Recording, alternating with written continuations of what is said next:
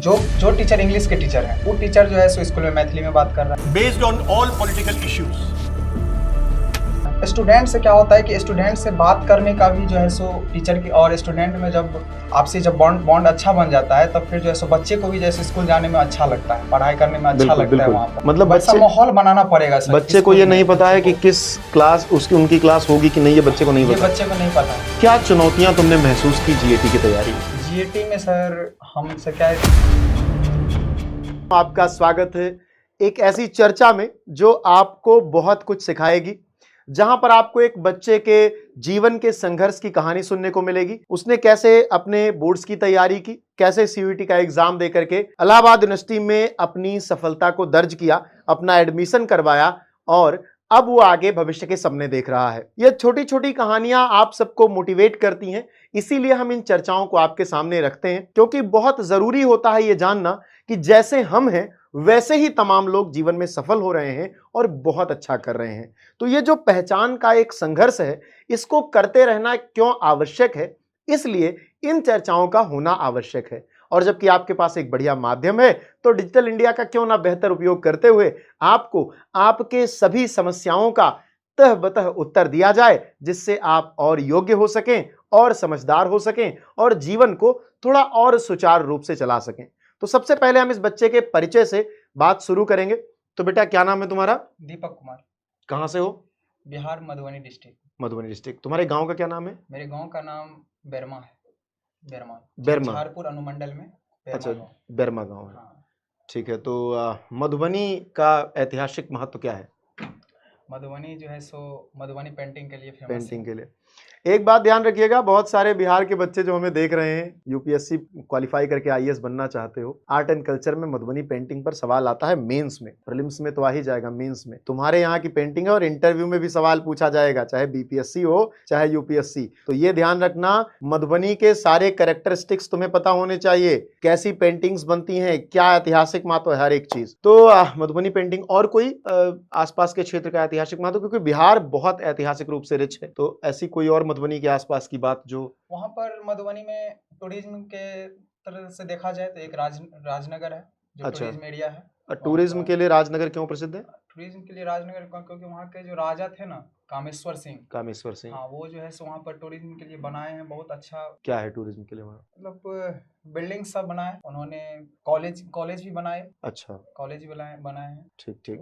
मधुबनी ही नहीं, पूरा बिहार ऐतिहासिक रूप से बहुत प्रसिद्ध है। मगध, जिसे प्राचीन भारत की आधारशिला, पूर्व पीठिका कहा जाता है, अगर प्राचीन भारत से मगध को निकाल दिया जाए तो इतिहास के कुछ चंद पन्ने बचेंगे उत्तर भारत में। दक्षिण भारत का इतिहास तो जाहिर तौर पर बहुत रिच रहा है, पांड्यचोल जैसे राजाओं ने अपनी कीर्ति को प्रसारित किया है, फैलाया है, लेकिन बिहार कहीं पीछे नहीं है। पिताजी क्या करते हैं बेटा? हमारे पिताजी किसान है सर। अच्छा, और तुम कितने भाई बहन हो? हम 2 भाई हैं और 1 बहन है। 2 भाई और 1 बहन। भाई बड़ा है कि छोटा है? भाई हमसे छोटा है अभी, वो और बहन?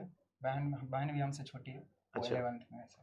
तो पिताजी किसान हैं, तो पढ़ाई में आर्थिक काफी रुकावटें आती होंगी। हाँ थोड़ा सा, लेकिन ये रहे हमारे पिताजी, हम बोलते गए कि हमें पढ़ाई करना है, कभी भी पिताजी जो है सो रोके नहीं।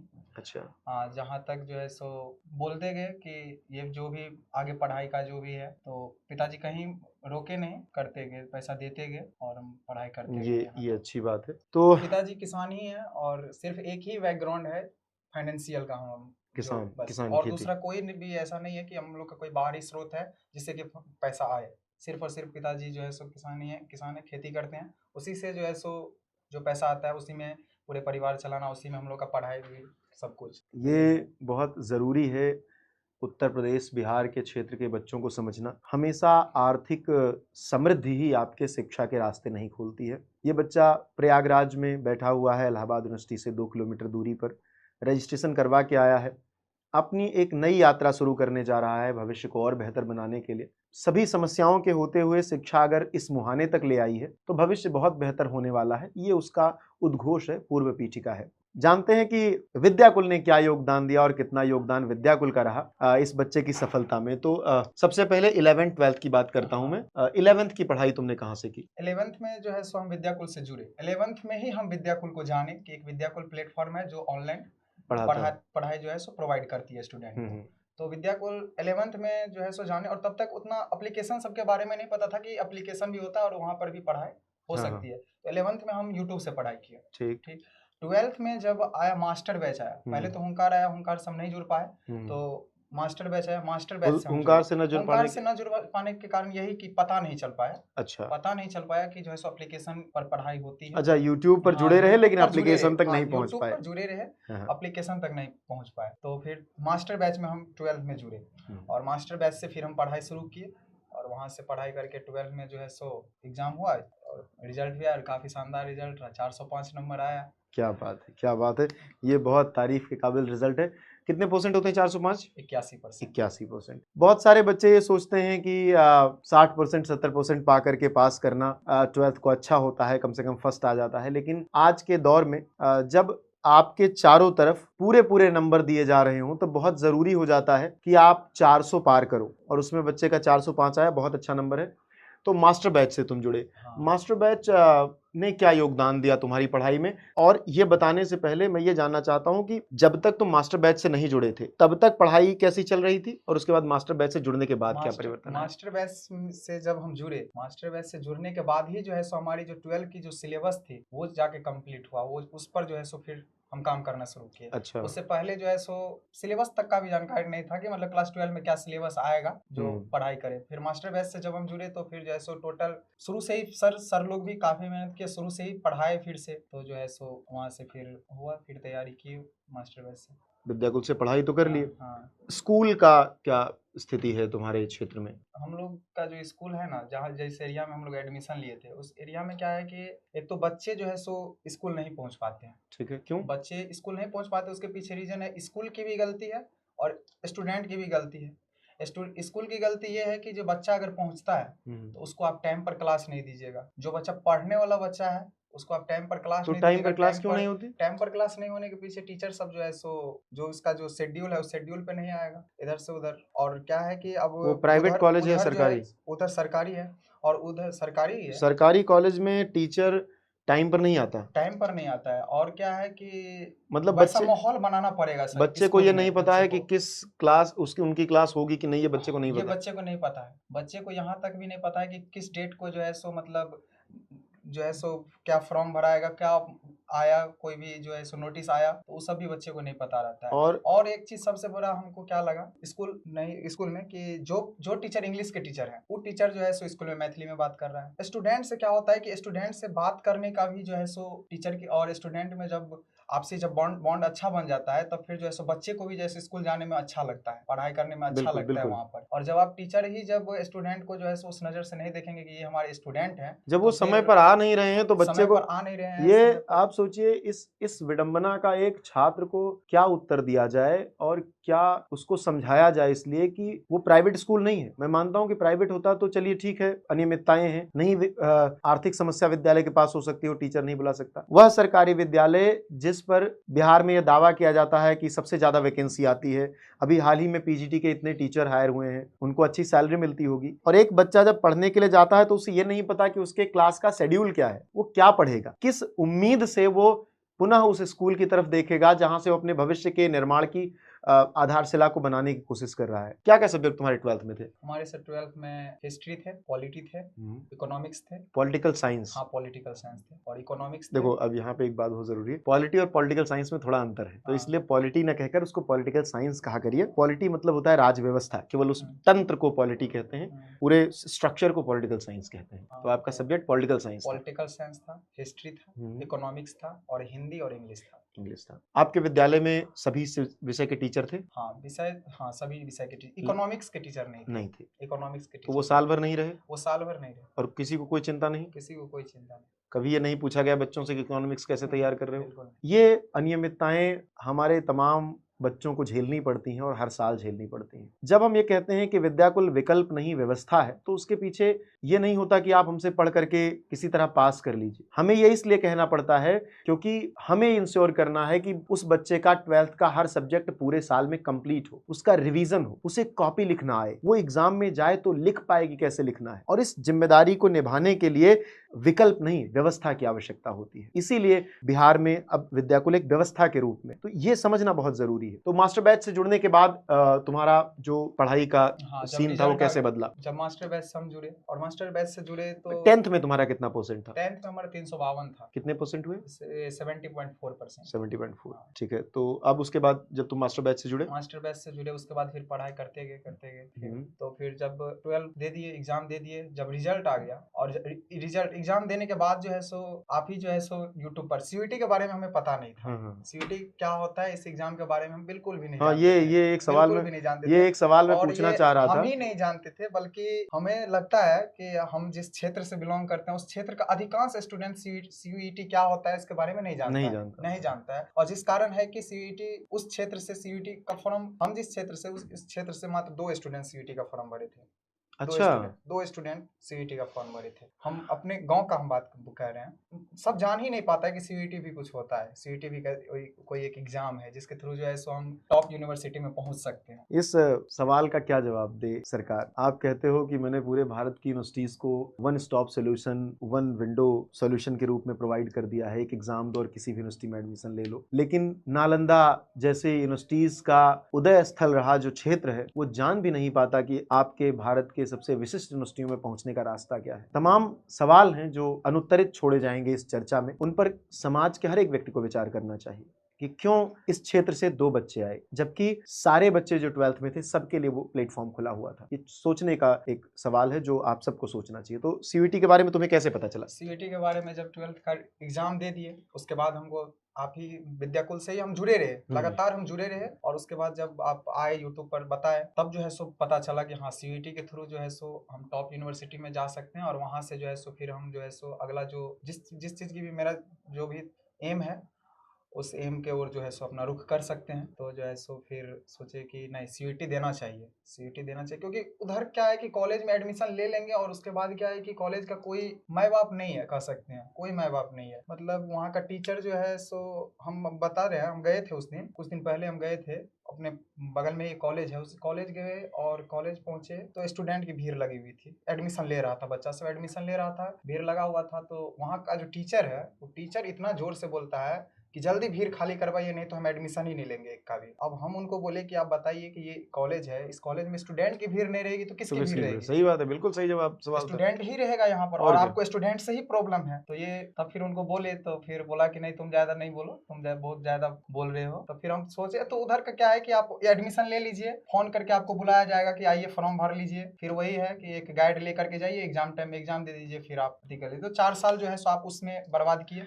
तो फिर कुछ नॉलेज नहीं आया आपके पास। 4 साल बर्बाद गाइड लेके जब एग्जाम हो रहा है तो नॉलेज कहाँ से आएगा? बस हो गया, फिर तब फिर नॉलेज नहीं आया। तो फिर ये विश्व के सबसे प्राचीन शैक्षिक केंद्र के जो शैक्षिक केंद्र का जो ढांचा है, उसका आज का परिदृश्य कैसा है, ये सोचिए आप। जिस नालंदा में पढ़ने के लिए चीन और इधर पश्चिमी देशों से तमाम लोग आते थे, और वे लोग जो 40-45 साल के हो जाते थे, रिसर्च करने के लिए आते थे, वहां पर एक बच्चा इस विडंबना, इस उहापोह में फंसा हुआ है कि अगर मैं किसी विश्वविद्यालय, किसी डिग्री कॉलेज में एडमिशन ले लेता हूं तो 4 साल मेरा बर्बाद हो जाएगा, गाइड लेकर लिखना पड़ेगा और कुछ समझ में नहीं आएगा। आगे फिर कैसे? फिर सीयूईटी के तब फिर हमने सोचा कि नहीं, अब सीयूईटी के थ्रू ही जो है सो हमें एडमिशन लेना है। और फिर उसके बाद संभव बैच आया, संभव 2025 सीयूईटी। तो कब जुड़े संभव से? संभव बैच जब आया, शुरू में ही हम जुड़ गए। जब सीयूईटी संभव 2025 आया, तब जो है सो ये बताओ मार्च 17 मार्च, हाँ। 17 मार्च को तो मुझे इसलिए याद आ रहा है क्योंकि बिहार के एग्जाम फरवरी में समाप्त हो गए थे और संभव बैच शुरू होने में थोड़ा डिले हो गया था। 17 मार्च को, बिल्कुल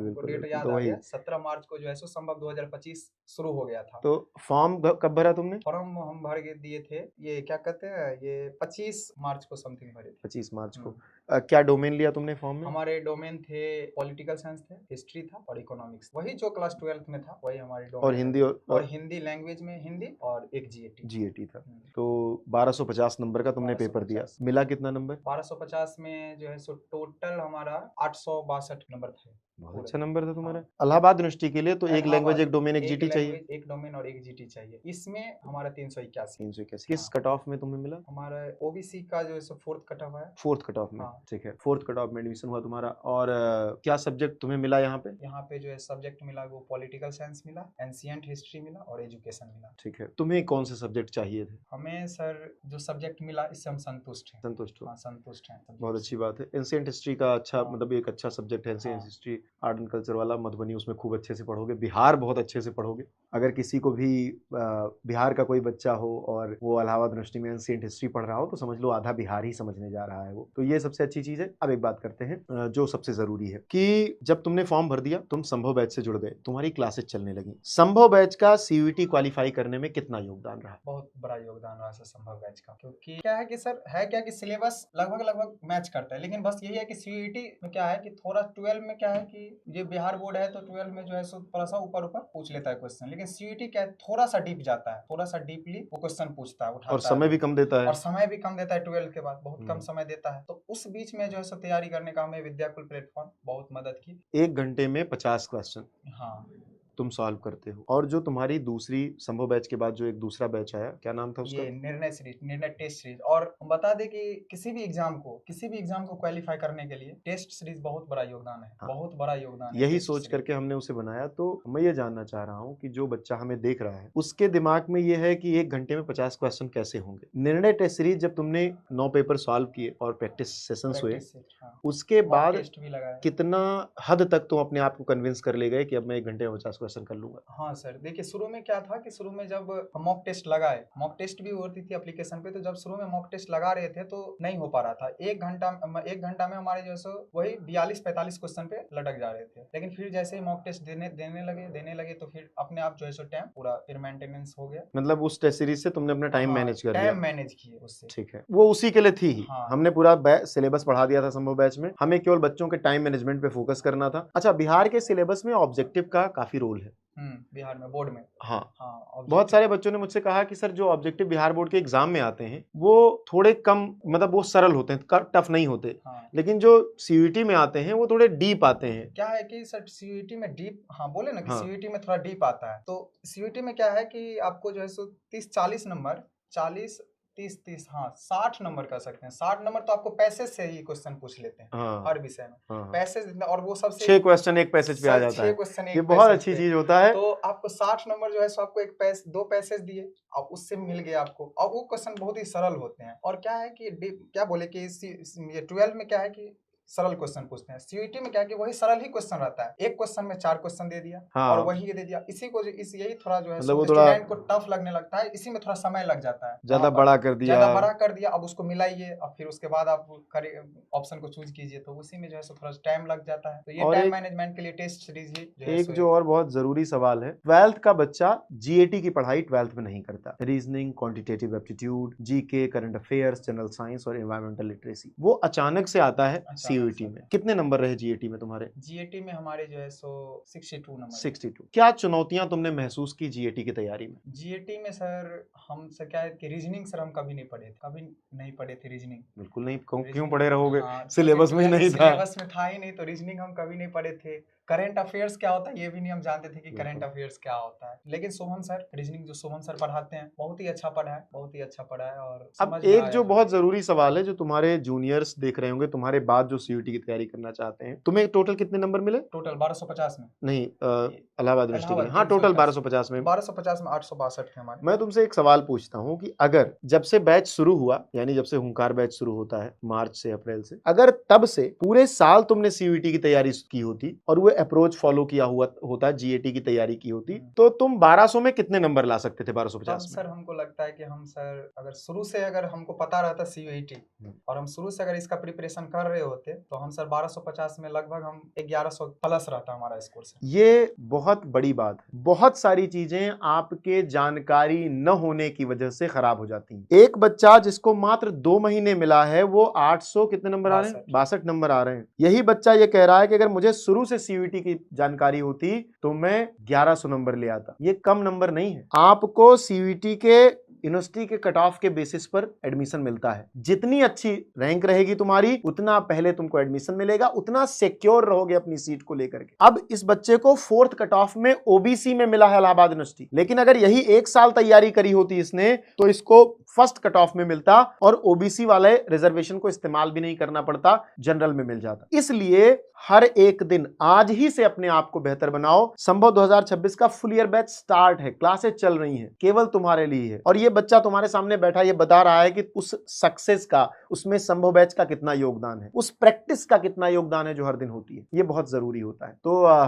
तुमने मार्च से लेकर के और मार्च, अप्रैल और मई 3 महीने तैयारी करी और 13 मई को एग्जाम था। 13 मई को वो पोस्टपोन होकर के 20 मई गया। 20 मई गया। हाँ, 20 13 मई को एग्जाम था तुम्हारा। हाँ, तुम्हारा पोस्टपोन हुआ। 13 मई से स्टार्ट हो गया था। नहीं, 13 मई से जो एग्जाम था, हाँ, कुछ बच्चों का 13 से हुआ। हाँ, हुआ। तुम्हारा 20 से हमारा हुआ। जो है सो 20 हाँ, से हुआ। पहले 8 से था। हाँ, पहले 8 से था, 13 को हुआ। 13 को और हुआ। 13 के बाद से फिर कुछ बच्चों का 20 से शुरू हुआ, कुछ का 13 से ही शुरू हो गया। तो ये तो आपका एक बड़ा सवाल पैदा होता है कि एनटीए जो नेशनल टेस्टिंग एजेंसी है जो एग्जाम करवाती है, उनके लिए भी एक संदेश है कि भाई टाइम पे एग्जाम हो जाए। बच्चा 12th का एग्जाम देकर अपने आप को बिल्कुल रेल देता है तैयारी में, फिर से खाना खाने, कपड़े बदलने का समय उसके पास नहीं होता। पूरा सिलेबस रिवाइज करके उसको कॉम्पिटिटिव लेवल पे तैयार करना होता है, फिर उसको परफॉर्मेंस देनी होती है 1 घंटे में 50 क्वेश्चन। तो उसके माइंड के साथ न खेला जाए, बहुत जरूरी है। लेकिन उसमें भी अगर आप देखो कि 2-3 महीने का समय भी मिलता है तो बच्चे कितना कुछ अच्छा कर लेते हैं। और वही बच्चे जब आपसे ये कह रहे हैं कि साल भर की तैयारी के बाद आप 1100 नंबर प्राप्त कर सकते हो,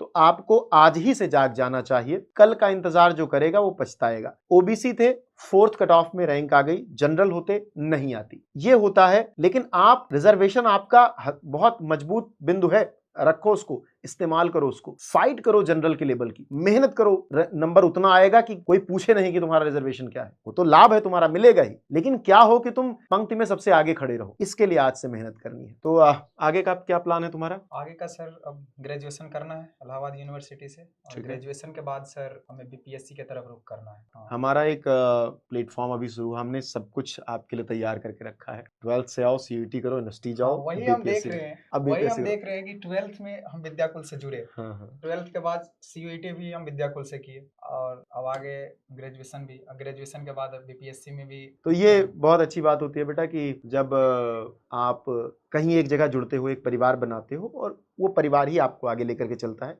बच्चा संभव बैच से सीयूटी में जुड़ा, बीपीएससी सूत्रा शुरू हो गया है, वहां पर बीपीएससी की क्लासेस चल रही हैं। आज ही से फॉलो करना शुरू कर दो, वीडियोस देखते रहो, जानकारियां प्राप्त करते रहो, क्योंकि जानकारियां हथियार हैं, सिलेबस हथियार है। सिलेबस पता रहेगा, जानकारियां पता रहेंगी तो चीजें बेहतर हो जाएंगी। तो तुम्हारा अब ये तो सेट हो गया मामला, इलाहाबाद यूनिवर्सिटी आ गए, तैयारी शुरू हो गई।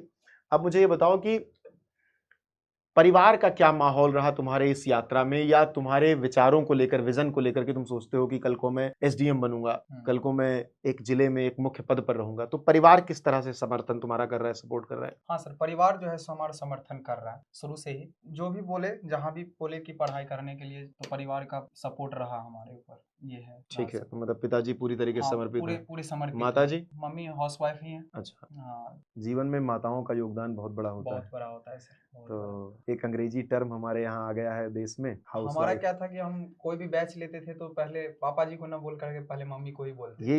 ये बच्चे सबसे करीब माँ के होते हैं। पहले मम्मी को बोलते थे कि हमें ये बैच चाहिए, और मम्मी जो है सो पापा को बोलते थे। फिर जो है सो हमारा और पापा के बीच होता था वार्तालाप। आधा तो कन्विंस वहीं से हो जाते थे पापा जी, आधा तुम्हें करना होता था, आधा हम करते थे, पापा जी जो है सो ये बढ़िया चीज है।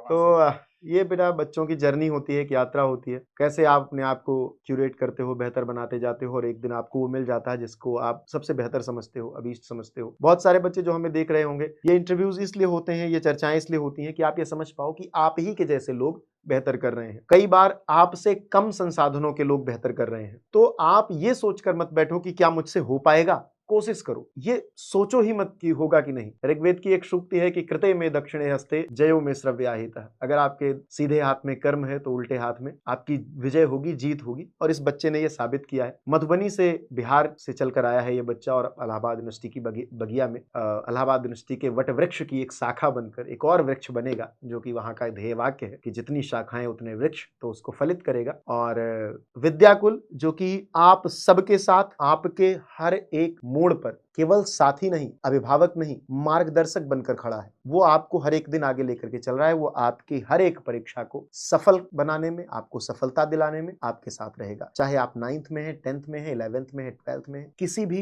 राज्य से हैं, उत्तर प्रदेश से हैं, बिहार से हैं, राजस्थान से हैं, मध्य प्रदेश से हैं, झारखंड से हैं, गुजरात से हैं, या आप सीयूईटी की तैयारी करना चाहते हैं, या आप डिफेंस फोर्सेज में जाना चाहते हैं, या फिर आप राज व्यवस्था व्यवस्थित करने के लिए बीपीएससी, यूपीएससी जैसी परीक्षाओं की तैयारी करना चाहते हैं, हम आपके मार्गदर्शन के लिए हमेशा खड़े हैं। हमारा वादा था सीयूईटी में कि हम आपकी सफलता को सेलिब्रेट करेंगे और आपको आपके विश्वविद्यालय तक छोड़ करके आएंगे। तो ये मोड़ आ चुका है। ये बच्चा इलाहाबाद यूनिवर्सिटी में रजिस्ट्रेशन करवा चुका है और ये हमारे लिए सर्टिफिकेशन है, गर्व की बात है। अगर तुम्हें 5 लाइनें कहनी हो विद्याकुल के बारे में तो क्या कहोगे? विद्याकुल के बारे में अगर 5 लाइनें बोलनी हो तो देखिए, विद्याकुल जो है सो बेस्ट प्लेटफॉर्म है। और यहाँ पे जो टीचर हैं, जितने भी टीचर हैं, सबसे तो टीचर यहाँ के जितने भी हैं सब अपने आप में जो है सो सब टीचर बादशाह हैं, अपने अपने विषय के महारथी हैं और बहुत आसान भाषा में समझा सकते हैं। और जो गांव के क्षेत्र के बच्चे हैं, जैसे हम लोग एकदम गांव से हैं, बिलोंग करते हैं, तो भाषा समझ में आती है। और सबसे बड़ी बात यही होती है कि टीचर की भाषा अगर स्टूडेंट समझ गया, कनेक्टिविटी बहुत बड़ी चीज है, बहुत बड़ी चीज होती है। और जब